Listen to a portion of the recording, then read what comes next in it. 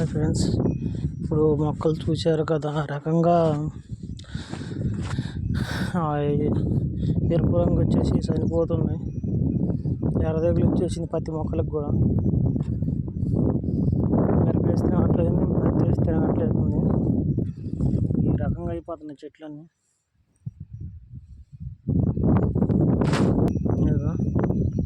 ఇలా మొత్తం చెట్లన్నీ చనిపోతున్నాయి.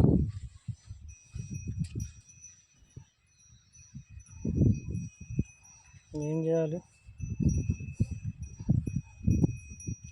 సాలుకు వచ్చేసి 40 మొక్కలు 50 మొక్కలు అట్లా చనిపోతున్నాయి. రైతు అనేవాడు ఎలా బాగుపడతాడో ఏమో తెలియట్లేదు. చూసారు కదా ఫ్రెండ్స్, రైతు కష్టం అలా ఉంది. Okay bye.